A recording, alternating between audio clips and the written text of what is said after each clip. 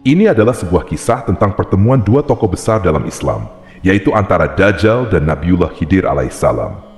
Dikisahkan keduanya akan bertemu ketika bumi tengah diambang kiamat besar.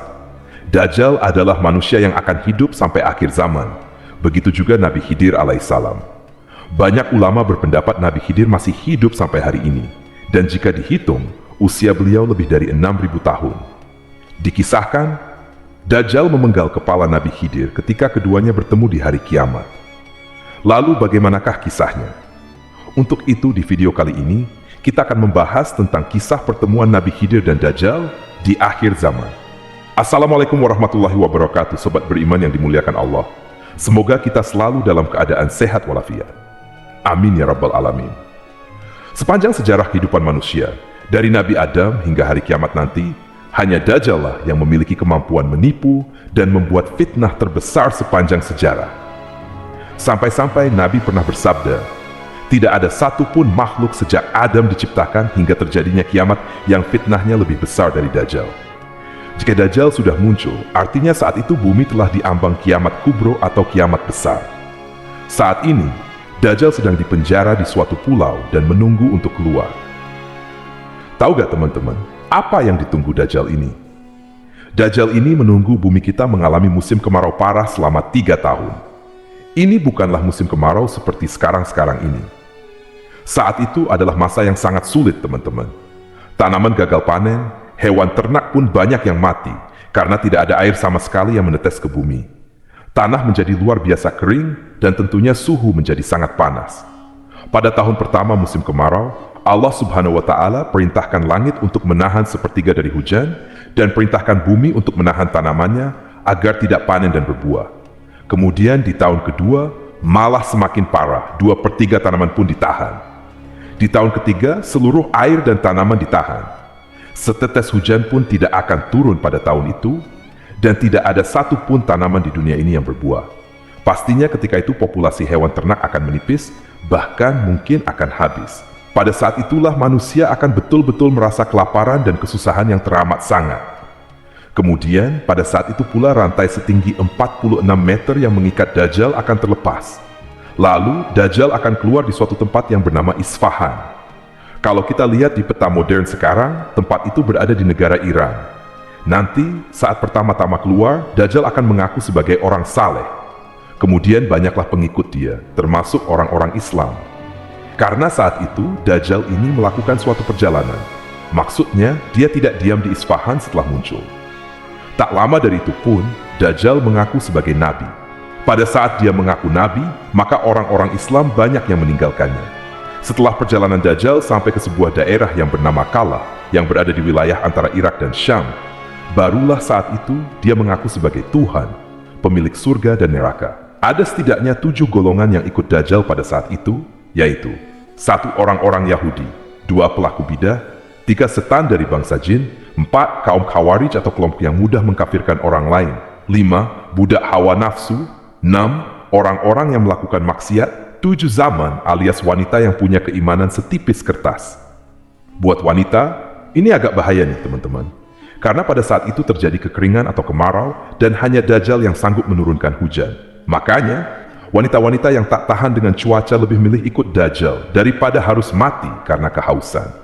Nabi Shallallahu Alaihi Wasallam pernah bersabda, Dajjal akan turun ke Markona, mayoritas pengikutnya adalah wanita.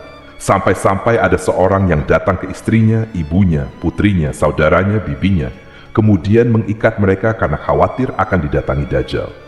Dajjal menebar fitnah sekaligus mencari pengikut. Hanya 2 kota saja yang Allah Subhanahu wa Ta'ala lindungi supaya Dajjal dan para pengikutnya tidak bisa masuk, yaitu Mekah dan Madinah. Hebatnya lagi teman-teman, Dajjal mengelilingi seluruh bumi hanya dalam waktu 40 hari saja. Kemudian setelah fitnah Dajjal telah mencapai puncaknya, maka muncullah Nabiullah Khidir alaihissalam yang akan membongkar segala fitnah dan tipu daya dari Dajjal ini. Nabi Khidir akan bersaksi dan meyakinkan kepada seluruh umat manusia bahwa inilah Dajjal akhir zaman yang sesungguhnya. Beliau akan menjelaskan segala kebohongan yang dibuat Dajjal. Setelah Nabi Khidir bersaksi di hadapan umat manusia, kemudian Dajjal memenggal kepala Nabiullah Khidir alaihissalam. Lalu, setelah melakukan itu, Dajjal memamerkan seluruh kekuatannya kepada umat manusia dengan maksud untuk merapuhkan keyakinan mereka atas persaksian Nabi Khidir. Dengan keahlian sihir yang luar biasa, saat itu Dajjal menghidupkan kembali Nabi Khidir yang sudah terpenggal dan tercincang. Setelah berhasil dihidupkan, dengan bangga Dajjal berkata kepada orang-orang, "Bukankah kalian telah melihat kekuasaanku sebagai Tuhan?" Maka semakin yakinlah ketika itu orang-orang yang telah mengikuti Dajjal. Mereka jadi betul-betul percaya bahwa Dajjal yang ada di hadapan mereka itu adalah Tuhan. Lalu Nabiullah Khidir kembali menentang kesaksian atau perkataan Dajjal tersebut. Beliau berkata, "Wahai umat manusia, dia tidak akan melakukan hal seperti ini kepada seorang pun setelah aku."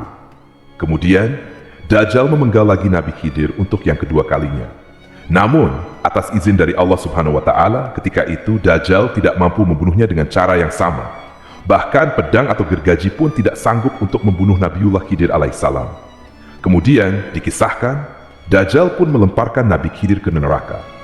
Terakhir, di dalam hadis dijelaskan, orang-orang yang menyaksikan itu mengira Nabiullah Khidir betul-betul dilemparkan ke neraka. Namun, Rasulullah pun segera menegaskan bahwa sebenarnya Nabi Khidir dilemparkan ke surga Allah Subhanahu wa Ta'ala. Derajatnya mulia dan ia menjadi syuhada di sisi Allah Subhanahu wa Ta'ala. Setelah kejadian itu, barulah sebagian umat yang masih ragu menjadi yakin dan segera berbayat kepada Imam Mahdi. Rasulullah bersabda, "Pria ini adalah orang yang derajatnya paling dekat denganku sekaligus syuhada yang paling agung di mata Tuhan semesta alam. Ajal Nabi Khidir ditunda sampai ia mengingkari Dajjal." Dua kutipan hadis tersebut berasal dari riwayat Abu Sa'id Al-Khudri. Sobat beriman yang dimuliakan Allah, sebenarnya ada khilaf di antara para ulama mengenai masa hidup Nabi Khidir alaihi salam ini. Sebagian mengatakan bahwa Nabi Khidir telah lama wafat, sementara sebagian ulama lain berpendapat bahwa Nabi Khidir akan terus hidup sampai hari kiamat. Namun, jumhur muhaddisin, yaitu pendapat sebagian besar para ahli hadis, mengatakan bahwa Nabi Khidir masih hidup dan akan terus hidup sampai hari Dajjal keluar nanti. Di dalam Sahih Muslim, ada hadis yang mengisahkan tentang Dajjal yang ketika itu tidak bisa masuk ke kota Madinah. Lalu keluarlah seseorang dari sebaik-baiknya manusia, dan ia berkata, "Aku bersaksi bahwa kau benar-benar Dajjal yang dikatakan Rasulullah kepada kita." Lalu Dajjal berkata, "Bila aku bunuh orang ini, lalu aku hidupkan kembali, apakah kalian masih meragukanku?" Mereka menjawab, "Tidak." Maka Dajjal membunuhnya, lalu menghidupkannya kembali. Namun, berkatalah laki-laki yang dibunuh itu, "Aku semakin yakin bahwa kaulah Dajjal." Maka Dajjal ingin membunuhnya lagi, namun Dajjal tak mampu. Di dalam riwayat Abu Ishaq, beliau berkata bahwa laki-laki itu adalah Nabiullah Khidir alaihissalam. Hadis riwayat Muslim nomor 2938, Syahid. Kemudian, ada riwayat dari Imam Nawawi yang mengatakan bahwa jumhur ulama berpendapat bahwa Nabi Khidir masih hidup, sebagaimana dijelaskan dalam hadis tentang keutamaannya. Mengenai kehidupan Khidir, ini adalah kabar yang syahid. Selain itu, juga dijelaskan bahwa datanglah seorang laki-laki asing mullah ketika beliau tengah wafat. Maka, Sayyidina Abu Bakar dan Sayyidina Ali bin Abi Thalib berkata, "Lelaki itu adalah saudara Rasulullah, yaitu Khidir." Teman-temanku seiman, jika Nabi Khidir masih hidup sampai hari ini, timbul sebuah pertanyaan. Apakah Nabi Khidir menikah dan punya keturunan? Jawabannya adalah tidak. Tidak ada satupun riwayat yang mengatakan bahwa Nabi Khidir menikah dan punya anak. Namun, dijelaskan oleh Imam Nawawi bahwa Nabi Khidir tinggal di laut dan beribadah di laut. Imam Nawawi berpendapat demikian berdasarkan isi surat Al-Kahfi yang mengisahkan Nabi Musa bertemu dengan Nabi Khidir yang sedang beribadah di tengah lautan. Ada beberapa kisah para waliullah, orang-orang saleh dan ulama yang pernah berjumpa dengan Nabi Khidir alaihissalam. Memang kita tidak diharuskan untuk percaya, namun semua itu bukanlah sesuatu yang mustahil. Sebagian ulama juga menjelaskan bahwa ciri-ciri Nabi Khidir adalah beliau memiliki ibu jari yang tak bertulang dan memang tanda beliau demikian sejak lahir. Wallahu a'lam bishawab. Jadi, itulah kisah pertemuan Nabi Khidir dan Dajjal di akhir zaman. Semoga kisah ini bermanfaat.